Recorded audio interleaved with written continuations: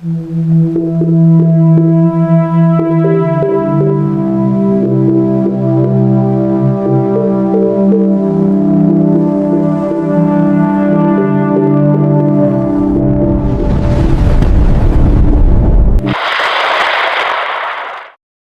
araw po sa inyong lahat. Isang malakas na pagbati po sa inyong lahat ngayong Martes ika-20 ng Enero. 2026 narito na naman po ang pinakabagong at detalyadong update tungkol sa kasalukuyang kalagayan ng Bagyong Ada, pati na rin sa mga paparating pang sistema ng panahon na maaaring makaapekto sa iba't ibang bahagi ng ating bansa. Lubos po kaming nagpapasalamat sa inyong patuloy na pagtutok sa mga balita tungkol sa lagay ng panahon dahil alam natin na ang pagiging handa at pagkakaroon ng tamang impormasyon ay mahalagang paraan para maprotektahan natin ang ating sarili, ang ating mga pamilya, at ang ating mga ari-arian. Kasalukuyang kalagayan ng Bagyong Ada. Sa kasalukuyan po, ang Bagyong Ada ay patuloy na gumagalaw palayo ng ating bansa na may direksyong hilagang silangan. Batay sa pinakabagong obserbasyon, bahagyang humina na ang lakas ng bagyong ito mula sa dating kategorya nito, ngayon ay nasa tropical depression na lamang ang kanyang klasifikasyon. Ang kasalukuyang lakas ng hangin ni Bagyong Ada ay umaabot sa 55 kilometro bawat oras, habang ang mga biglaang pagbugso ng hangin ay maaaring umabot pa hanggang 70 kilometers per hour. Ang bilis ng paggalaw ng bagyo ay nasa 15 kilometers per hour, patuloy na naglalayong palayo sa Philippine Area of Responsibility. Huling namataan nito noong nakaraang oras sa layong 575 kilometro silangan ng Kasiguran, Aurora, isang lokasyon na malayo na sa mga kalupaan ng Luzon, kaya naman wala na po tayong nakataas na anumang antas ng wind signal sa kahit anong probinsya o rehiyon sa buong bansa. Inaasahan po natin na patuloy na lalayo si Bagyong Ada sa ating bansa sa mga darating na oras. Batay sa pinakabagong track, posibleng lalong humina pa ang bagyo sa mga susunod na araw at maaaring mabawasan pa ang lakas nito hanggang sa maging low pressure area na lamang. Sa kasalukuyan din po, wala tayong nakataas na weather advisory o babala tungkol sa malakas na pag-ulan na maaaring dulot ng Bagyong Ada dahil na rin sa kanyang paglayo. Gayunpaman, dahil sa pag-alis ni Bagyong Ada mula sa silangang bahagi ng Luzon, muling naglakas ang epekto ng hanging amihan o northeast monsoon. Ang hangin ito ay kasalukuyang nakakaapekto sa malawak na bahagi ng Hilagang Luzon, kabilang ang mga rehiyon ng Ilocos, Cagayan Valley, Cordillera Administrative Region, at iba pang kalapit na probinsya. Dahil dito, lubos pa rin po nating pinaghahandaan ang mga posibleng epekto nito tulad ng pagbabago ng temperatura, bahagyang pag-ulan sa ilang lugar, at mga bugso ng hangin na maaaring makaapekto sa mga gawain ng ating mga kababayan sa labas. Ang mga awtoridad sa lokal na pamahalaan ay patuloy na nagsasagawa ng mga paghahanda para sa anumang posibleng sitwasyon na maaaring dulot ng paglakas ng hanging amihan. Habang patuloy na lumalayo si Bagyong Ada, hindi po tayo maaaring magpahinga dahil may isa pang sistema ng panahon na kasalukuyang pinagmamasdan natin, isang bagong bagyo na kasalukuyang nasa labas pa ng Philippine Area of Responsibility. Matatagpuan po ito sa silangang bahagi ng Mindanao, sa layong napakalaki pa mula sa ating mga kalupaan. Sa kasalukuyan po, ang bagong sistema na ito ay nasa kategoryang tropical storm na may kasalukuyang lakas ng hangin na umaabot sa 95 kilometers per hour. At mga pagbugso ng hangin na maaaring umabot pa hanggang 120 kilometers per hour. Ang bilis ng paggalaw nito patungong ating bansa ay mabagal lamang, kaya naman mas maraming oras tayo para maghanda kung sakaling ito ay pumasok sa PAR. Huling namataan nito sa layong 2,340 kilometro silangan ng Mindanao, isang distansya na malayo pa, ngunit patuloy po itong pinagmamasdan ng mga meteorologo para sa anumang pagbabago sa kanyang landas o lakas. Kung sakaling pumasok ito sa loob ng PAR sa susunod na mga araw at manatili pa rin itong nasa kategoryang typhoon, ang lokal na pangalan nito ay magiging Bagyong Basyang. Ito na po ang ikalawang bagyo na makikita natin sa buwan ng Enero ng taong 2026. Batay sa Tropical Cyclone Threat Potential na inilabas ng Pag-asa, mula ika-19 ng Enero hanggang ika-25 ng Enero. Makikita natin ang aktibidad ng dalawang sistema ng panahon, ang una ay si Bagyong Ada na kasalukuyang lumalayo, at ang pangalawa naman ay ang bagong tropical storm na nasa labas pa ng PAR. Sa bahagi naman ng forecast mula ika-26 ng Enero hanggang ika-1 ng Pebrero, ipinapakita ng mga modelo ng pagtataya ng panahon ang posibleng landas ng bagong bagyo. May mga pagkakataon na maaari itong magkaroon ng landfall sa mga kalupaan ng silangang Mindanao, o kaya naman ay sa silangang bahagi ng Visayas, at posibleng magpatuloy pa patungong Luzon. Depende po ito sa pagbabago ng mga salik sa atmosfera tulad ng direksyon ng hangin at temperatura ng dagat.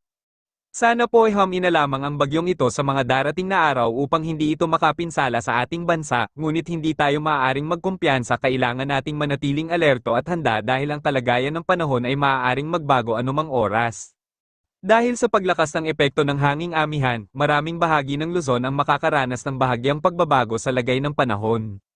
Hilagang Luzon at kalapit na rehiyon, ang mga probinsya at lungsod sa Batanes, Ilocos Region, Zambales, Bataan, Pampanga, Bulacan, Cavite, Batangas, Metro Manila, Tarlac, Nueva Ecija, Nueva Vizcaya, Mountain Province, Ifugao, Kalinga, at Isabela ay inaasahang magkakaroon ng improving weather, ibig sabihin, unti-unting nagiging maaliwalas na ang kalangitan sa mga lugar na ito. Bagamat maaaring may mga bahagyang bugso ng hangin at paminsan-minsan na maulap na kalangitan, karamihan ng oras ay magiging maayos ang panahon. Ang hilagang bahagi ng Cagayan Valley Region naman ay makakaranas ng bahagyang maulap na kalangitan dahil sa direktang epekto ng hanging amihan.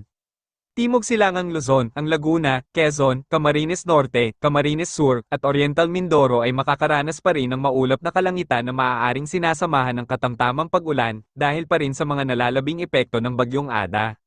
Gayunpaman, hindi ibig sabihin nito na hindi na makakakita ng sikat ng araw ang mga lugar na ito, makakaranas pa rin ng pagdating ng sikat ng araw, kaya fair weather pa rin ang pangkalahatang inaasahan. Kanlurang at gitnang Luzon, ang Marinduque, Occidental Mindoro, Romblon, Masbate, at Palawan ay may improving weather na mababa ang tsansa ng pag-ulan. Ito ay magandang pagkakataon para sa ating mga kababayan na tapusin ang kanilang mga gawain sa labas tulad ng pagsasaka, pagmimina, o mga aktibidad na kailangang gawin sa labas ng bahay. Rehiyong Visayas. Ang lagay ng panahon sa Visayas ay hinahati depende sa lokasyon at sa epekto ng mga sistema ng panahon. Silangang Visayas, ang Samar at Eastern Samar ay makakaranas ng bahagyang maulap na kalangitan na maaaring may kalat-kalat na pag-ulan dahil pa rin sa mga nalalabing alon ng hangin mula sa Bagyong Ada. Ang mga lokal na pamahalaan sa mga lugar na ito ay patuloy na nagbibigay ng paalala sa mga mamamayan na mag-ingat sa mga biglaang pag-ulan na maaaring magdulot ng baha sa mga mabababang lugar. Kanlurang at gitnang Visayas, ang Aklan, Capiz, Antique, Iloilo, Guimaras, at Bohol ay makakaranas ng maulap na kalangitan na may mahihinang pag-ulan, ngunit makakaranas pa rin ng sikat ng araw, kaya fair weather ang pangkalahatang lagay ng panahon. Sa bahagi naman ng Negros Islands Region, Cebu, Leyte, at Biliran, magkakaroon ng maaliwalas na panahon na mababa ang tsansa ng pag-ulan. Gayunpaman, kailangang mag-ingat pa rin sa mga thunderstorm na maaaring mangyari pagdating ng hapon at gabi. Ito ay dulot ng pag-iinit ng lupa sa araw at ang pag-ikot ng hangin mula sa mga nalalabing epekto ng Bagyong Ada. Rehiyong Mindanao. Sa halos buong bahagi ng Mindanao, inaasahang magkakaroon ng maaliwalas na panahon na mababa ang tsansa ng pag-ulan. Karamihan ng mga lugar ay makakakita ng maaraw na kalangitan na magandang balita para sa mga aktibidad ng mga mamamayan.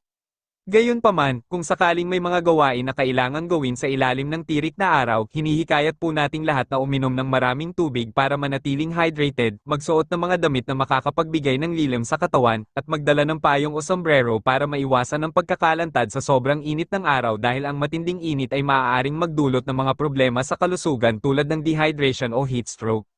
Sa kasalukuyan po, wala tayong nakataas na gale warning sa kahit anong seaboard ng ating karagatan, ibig sabihin, hindi pa naman sapat ang lakas ng hangin para magdulot ng malalaking alon na mapanganib sa malalaking sasakyang pandagat. Gayunpaman, hindi po ibig sabihin nito na maaari na tayong magpabeya dahil may mga inaasahang matataas na pag-alon sa ilang bahagi ng ating karagatan. Ang hilaga at silangang bahagi ng Luzon kabilang ang mga karagatan sa tabi ng Batanes, Cagayan, Isabela, Aurora, at Quezon ay makakaranas ng pag-alon na umaabot sa 2.8 hanggang 4 na metro ang taas. Ito ay lubhang mapanganib para sa ating mga kababayan na mangingisda na gumagamit ng maliliit na sasakyang pandagat tulad ng bangkes o paraw. Kaya naman lubos po nating pinapapaalala sa mga mangingisda na iwasan muna ang paglalayag sa mga lugar na ito hanggang sa maging maayos na ang kalagayan ng karagatan.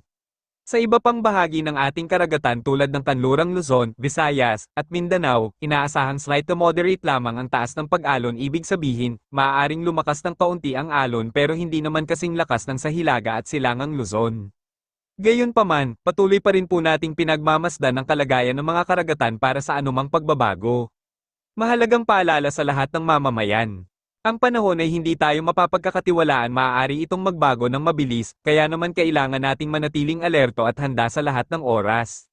Bagamat hindi naman lahat ng lugar ay makakaranas ng malakas na pag-ulan o hangin, may mga kalat-kalat na pag-ulan pa rin na maaaring mangyari sa ilang bahagi ng bansa, kaya naman mahalagang magdala lagi ng panangga sa ulan tulad ng payong, kapote, o raincoat.